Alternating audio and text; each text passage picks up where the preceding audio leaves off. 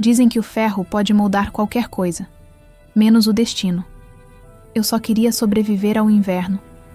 Mas naquela noite, entre a neve e o sangue, eu encontrei um homem que não podia morrer. E quando decidi alimentá-lo, foi o meu coração que ele salvou. A fumaça da forja subia densa, misturada ao hálito frio do amanhecer. O vilarejo ainda dormia, mas o som do martelo já ecoava pelas casas de pedra. Ela se chamava Elara, filha do ferreiro mais respeitado da região, ou pelo menos, ele fora, antes da guerra.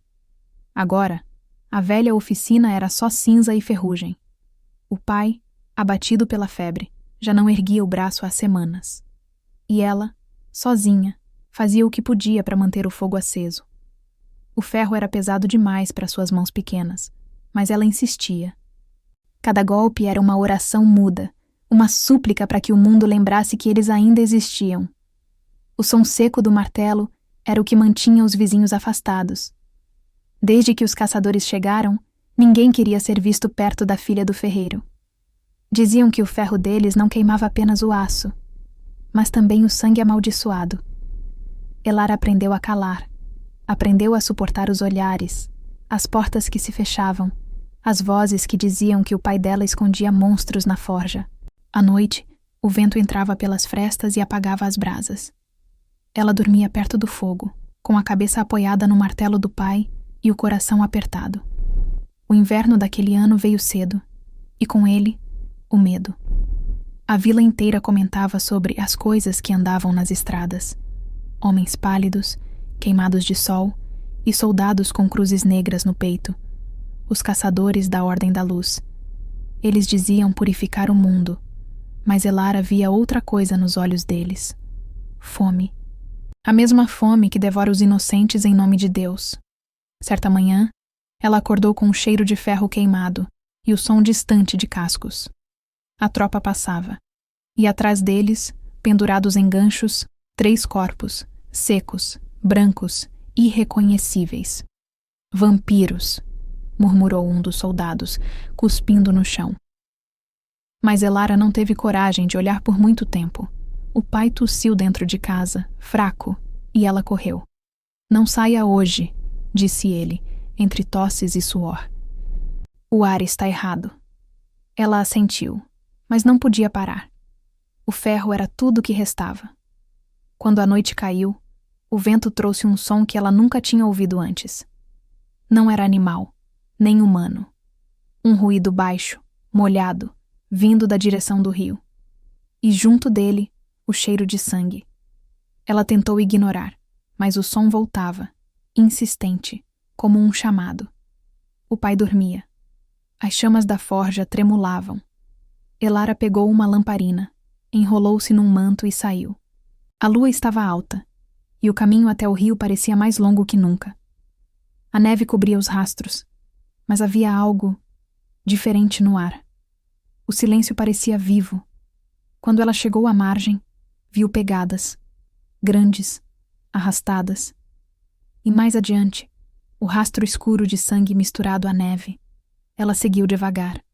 Cada passo ecoava como uma batida de coração, até que o som cessou, e ela ouviu. Um corpo caído entre as pedras, grilhões quebrados ainda presos aos pulsos, a pele pálida, os lábios manchados de vermelho, os olhos fechados, mas o peito movia-se. Elara recuou um passo, o ar preso na garganta. A lamparina tremia na mão. O homem respirava com dificuldade, como se cada suspiro lhe custasse o mundo. E o cheiro, ferro, sangue e frio. Ela olhou ao redor. Nenhum som, nenhum animal, nenhum vento. O mundo esperava, e ela sabia. Se desse um passo adiante, nada mais seria igual. Se voltasse, talvez continuasse viva, mas nunca inteira. O homem tossiu, e um fio de sangue escorreu pela neve. Os olhos se abriram por um instante, vermelhos, profundos, vazios. Ele a viu, e mesmo à beira da morte, um murmúrio escapou de seus lábios rachados. Ferro, fogo, ajuda-me. Elara sentiu o frio atravessar o peito. A voz dele não parecia deste mundo. mas havia algo nela que não conseguia virar as costas. Ela deu um passo, depois outro, e ajoelhou-se ao lado do corpo. A lamparina tremulou. O reflexo do fogo dançou sobre o sangue, e naquele instante, sem entender por quê, ela sentiu pena, não de um monstro, mas de algo esquecido. O ferro tilintou quando ela quebrou o primeiro grilhão, e o vento da noite prendeu a respiração do mundo. O som do ferro quebrando foi mais alto do que Elara esperava. O eco se espalhou pelo vale como um trovão abafado. Ela se assustou. Olhou ao redor, esperando ver luzes, gritos, qualquer sinal da patrulha. Nada. A floresta estava quieta. Quieta demais. O homem respirava com dificuldade. Cada suspiro era um ruído áspero, como o ar rasgando pedra. Os olhos, agora entreabertos, fitavam o fogo da lamparina como se tentassem lembrar o que era a luz. Elara hesitou. Parte dela queria correr. Mas a outra, a que sempre a fazia proteger o pai, os animais, até as plantas da geada, ficou. Ela observou os grilhões presos aos pulsos dele. O metal não era comum. Era negro, gasto e marcado com símbolos que pareciam vivos sob o reflexo da chama. Ferro forjado em sangue. Ela reconheceu o trabalho. Ferro de caçadores. "Você é um deles?" sussurrou. O homem ergueu o olhar, a voz falhando. "Sou o que resta quando eles terminam." O som da fala dele era antigo, como se viesse de outro tempo. Elara engoliu em seco. "Eu devia te deixar aqui." "Devia, mas não vai." Ela prendeu a respiração. Ele não se moveu, mas o olhar atravessava tudo. "Por que eu não deveria?" perguntou ela. "Porque o que eles chamam de monstro foi feito por mãos humanas."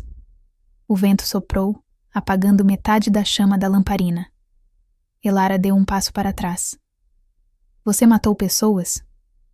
Ele fechou os olhos. "Sim."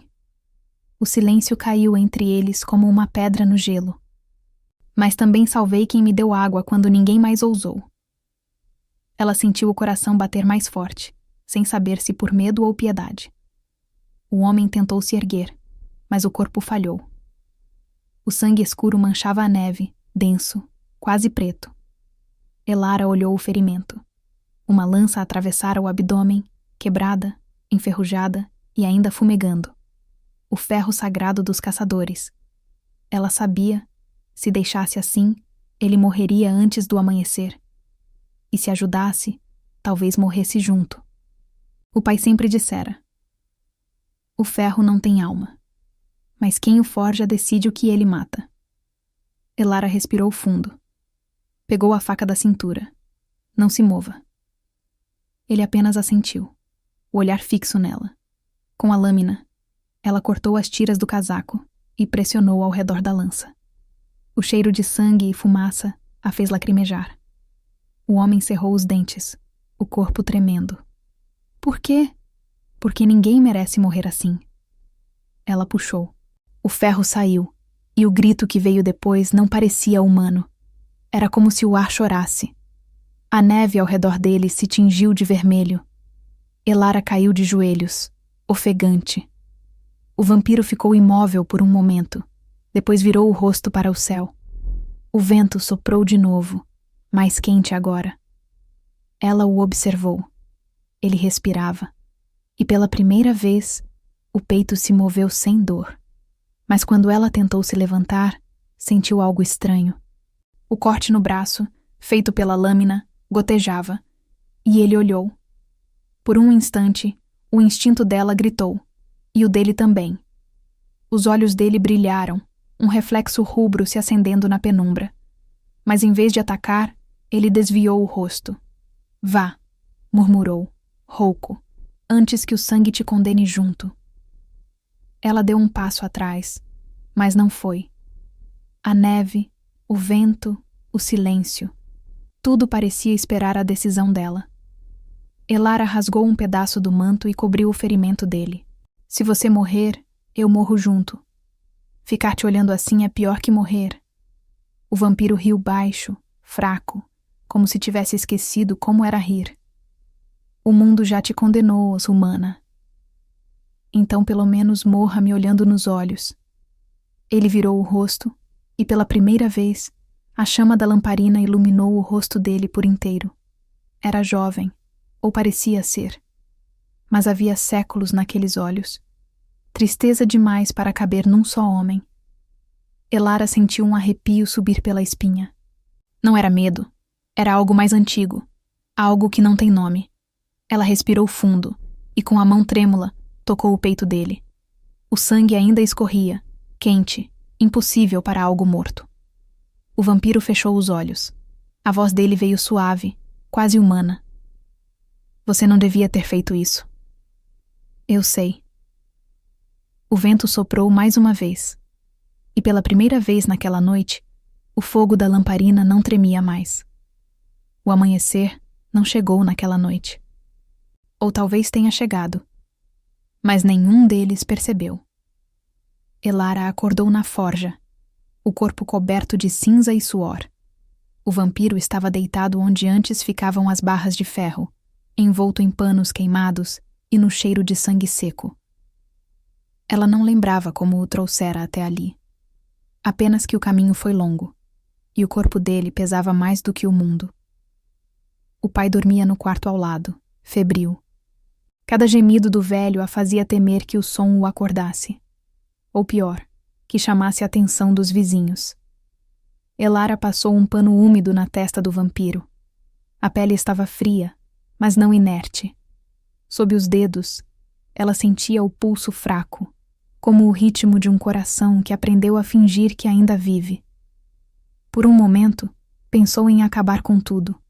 Pegar o ferro, fincar no peito dele e terminar a loucura que começou. Mas então o viu respirar e percebeu que não conseguiria.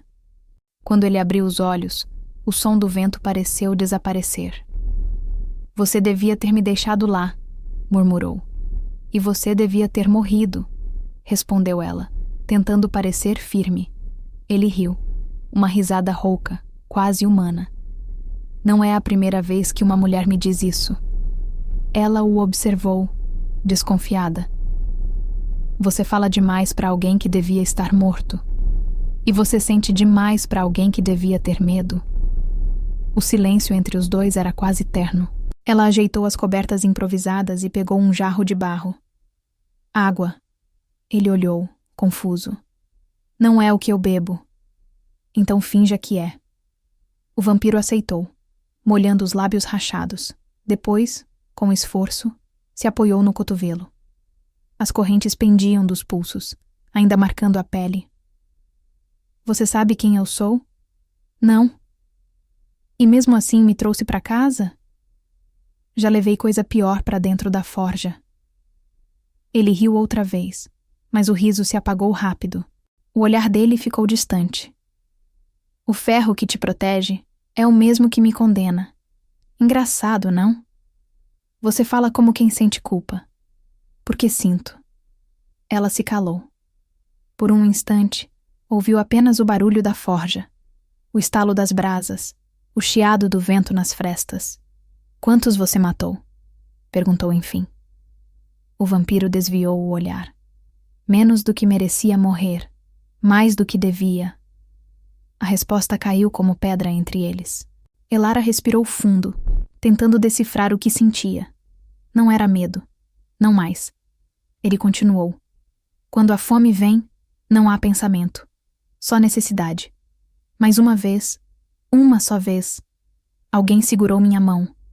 E pela primeira vez em séculos, eu senti o que era ser perdoado. Ela morreu? Perguntou Elara, quase sussurrando. Todos morrem. Eu só continuo para lembrar. A chama da forja diminuiu. O rosto dele, iluminado pela luz trêmula, parecia o de alguém que carrega lembranças demais para caber num corpo. Elara se aproximou. O que fizeram com você? Me caçaram, me prenderam, me usaram. Por quê? Porque mesmo monstros têm sangue que o poder deseja. Ele virou o rosto, encarando o teto de pedra. Os caçadores precisam de algo para temer. Eu só cumpri o papel que me deram. Elara o observou em silêncio. A raiva dele não era de quem quer vingança. Era de quem já entendeu que vingança não muda nada. Ela então percebeu o quanto o som da respiração dele a acalmava. O ritmo lento, quase humano, como o pulsar de uma lembrança antiga. O pai tossiu no quarto ao lado. Ela correu, ajeitou o cobertor, murmurou uma prece. Quando voltou, o vampiro estava sentado, olhando para a chama. Ele é seu pai? É. Está doente? Sim. Posso ajudá-lo. Elara congelou. Como? Meu sangue cura o que o tempo estraga. E o que pede em troca? Tudo. Ela se aproximou devagar. Você fala sério? Eu nunca falo outra coisa. O olhar dele era firme. Não havia engano ali, nem bondade, só verdade. Você salvaria alguém assim? Perguntou ela. Depende do que esse alguém faria depois. E o que você acha que eu faria? Viveria. E isso já é mais do que eu posso. Ela se afastou, o coração apertado. O silêncio voltou. Mas não era o mesmo. Havia algo no ar. Algo que prendia o tempo, como se o mundo inteiro estivesse esperando o próximo gesto dela. Elara olhou para o vampiro, para o pai dormindo, para o fogo que começava a morrer. Então disse, sem pensar: se você prometer não me ferir, eu te deixo viver aqui, até se curar. Ele a olhou por longos segundos, antes de responder. Promessas são correntes, humana. Eu já usei correntes demais. Então jure com o olhar. O vampiro ergueu o rosto, e por um instante, os olhos dele pareciam vivos. Está feito. Elara respirou fundo. O frio parecia mais leve, e quando se virou para reacender o fogo, não percebeu que o reflexo da chama dançava nos olhos dele, nem que, por um instante, eles voltaram a ser dourados, como eram antes da maldição. O inverno se alongou mais do que devia. As neves cobriram o vilarejo como mortalha, e o sol parecia não querer voltar. Dentro da forja, o fogo ardia constante. Elara não lembrava mais o dia em que o vampiro começou a andar. Ele se movia como sombra entre as chamas, em silêncio, com uma calma que dava medo. Às vezes, ela o observava trabalhar o ferro com as próprias mãos, moldando o metal como se fosse barro. O som que ele fazia não era de martelo, mas de coração. A forja nunca mais esfriou. O pai dela melhorou. A febre cedeu. As feridas se fecharam. Mas Elara sabia que não era milagre. Era o preço do pacto. O vampiro não dormia. E toda a noite, quando o vento batia nas paredes, ele olhava pela janela como quem esperava alguém. Eles vão voltar, dizia ele, e ela fingia não entender. Na manhã em que o sangue se misturou à neve pela primeira vez, Elara estava na rua, trocando lenha com os vizinhos. Do alto do morro, cavaleiros se aproximavam. A bandeira preta com o sol dourado tremulava contra o vento, a ordem da luz. O coração dela parou por um instante. Os aldeões começaram a fechar portas, apagar velas, fingir orações. Ela correu até a forja. O pai dormia. O vampiro estava parado diante do fogo. Eles estão vindo, disse ela, ofegante. Ele não respondeu. Apenas olhou para o chão. Eu sei. Temos que fugir. Não há fuga para o que sou. Elara o agarrou pelos ombros. Você me prometeu. E cumpri. Você está viva. Seu pai está vivo. E agora? Agora eu pago o preço. Lá fora, os passos ecoavam mais perto. O ferro tilintava, e o som das cruzes batendo no peito dos soldados era mais alto que o vento.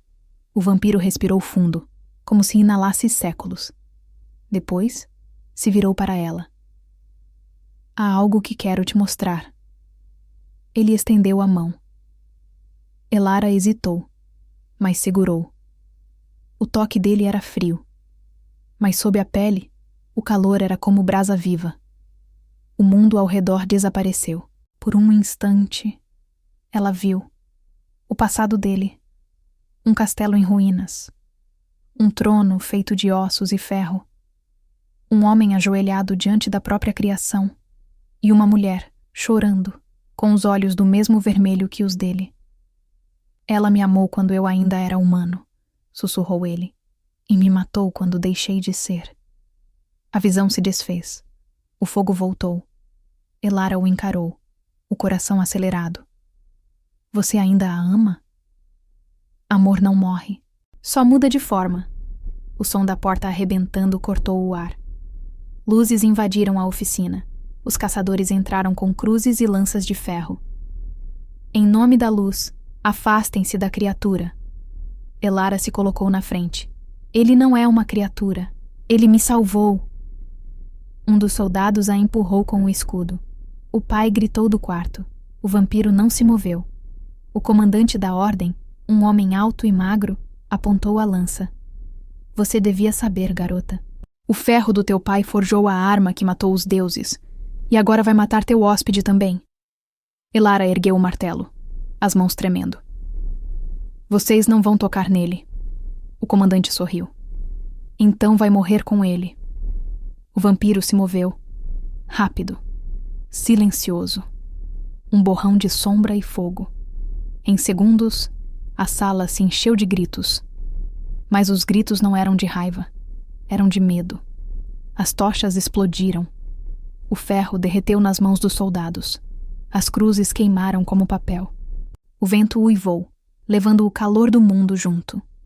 Quando o silêncio voltou, só havia dois em pé. Elara e ele. O chão coberto de cinzas, o fogo tremulando, fraco, e ele, ajoelhado. Os olhos dourados agora eram vermelhos. O peito, aberto por dezenas de lanças.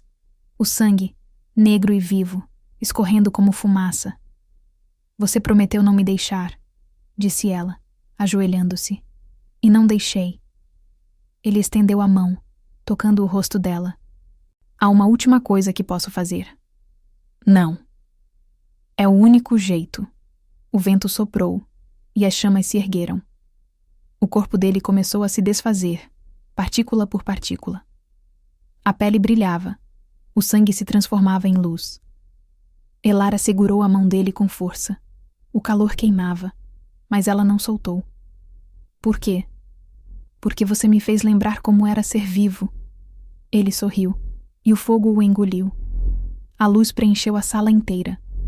Por um instante, não havia frio, nem dor. Só o som do coração dela batendo junto ao eco dele. Quando tudo cessou, a forja estava vazia. O corpo dele havia sumido, mas no chão, o ferro se moldara sozinho. Uma pequena adaga, de lâmina vermelha. Elara a pegou. O metal ainda pulsava. E por um segundo, ouviu a voz dele. Baixa, distante, eterna. Agora o fogo é teu. Dizem que, naquele inverno, o fogo da forja nunca mais se apagou.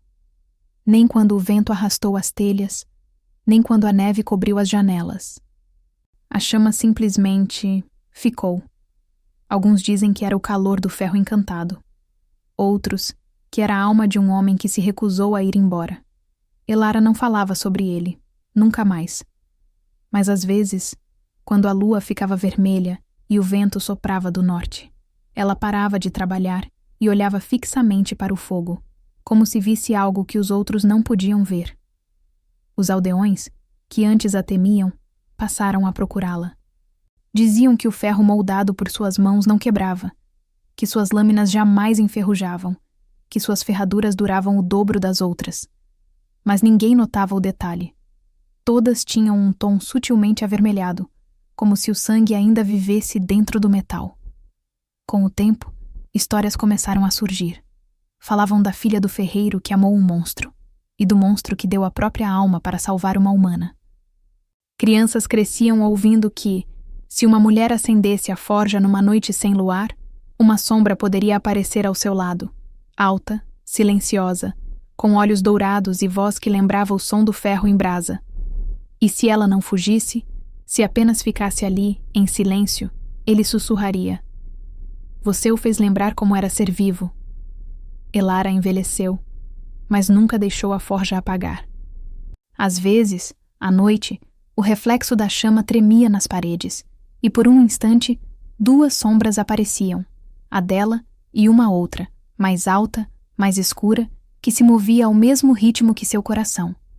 Quando ela morreu, os aldeões contaram que o fogo se apagou por um dia inteiro.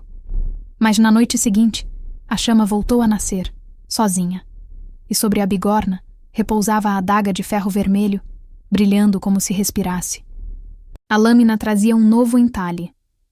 O que é dado por amor nunca se perde.